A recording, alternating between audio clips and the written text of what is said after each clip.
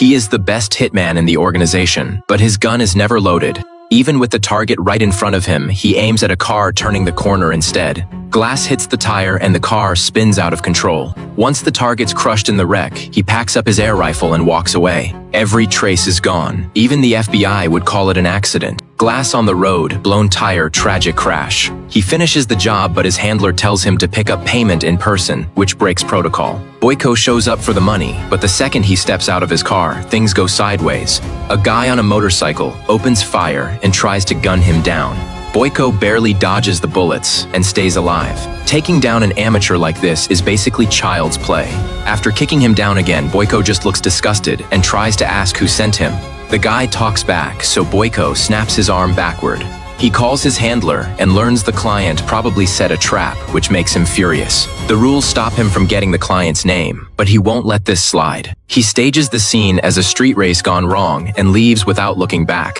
That night, he gets the worst news. His ex-girlfriend just died. Her friend doesn't like him, but she tells him the truth. His ex was pregnant with his child. Boyko can't stay calm anymore. The news says she died during a robbery. 2 junkies broke in, killed her, and overdosed right after. It is way too convenient. Boyko knows something's off. As a top-tier hitman, he can tell this was staged to look like an accident. He breaks into the crime scene at night and reconstructs what happened.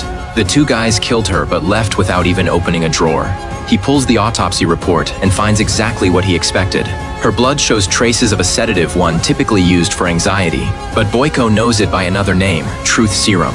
The killer injected her, interrogated her, then stabbed her to death. A few planted hairs made the junkies perfect scapegoats. Boyko knows who did it, 2 colleagues who always frame dead men. He storms into their gym and confronts them, but they stay calm. To them, it was just another job, nothing personal. He flips the fight with 1 spinning kick and they're done. The first guy begs for mercy and says they just followed orders. If Boyko wants revenge, he needs to find the client who hired them. Boyko keeps digging and realizes this goes way deeper than he thought. He tracks down his ex's best friend to ask if she had enemies. Before Boyko gets a name, the man stops breathing, and the best friend realizes how serious this is. She tells him everything. His ex was investigating an oil company. She copied all the evidence onto a hard drive and hid it at her parents' house. Boyko sends her to get the drive while he goes after his handler. The friend retrieves the drive, and the truth finally comes out. His ex had proof the oil company was drilling illegally, so they had her killed. Now that he knows, Boyko's more determined than ever to get revenge.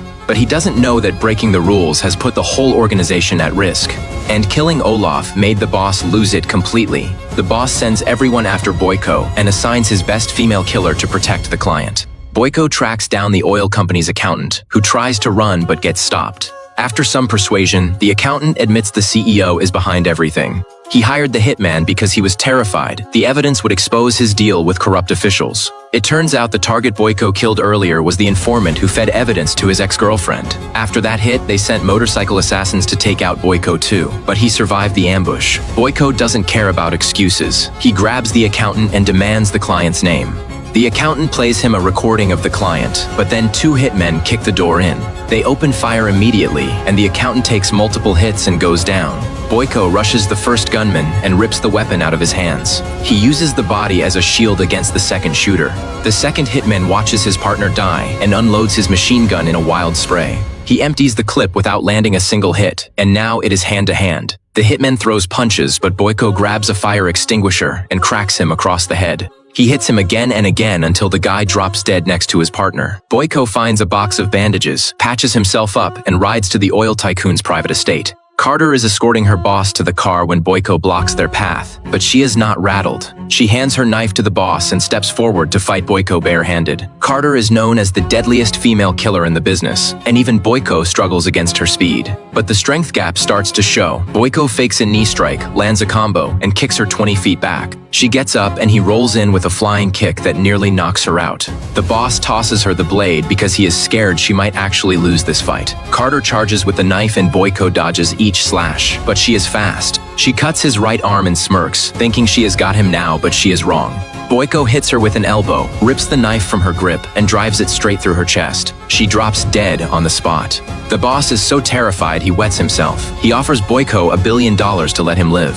Boyko doesn't even blink. He swings the blade and takes the man's head clean off. His girlfriend and unborn child are finally avenged. Boyko returns to the organization, and Ray knows instantly that all his men are dead. Ray is furious, but Boyko tosses him a recording from the accountant before he died.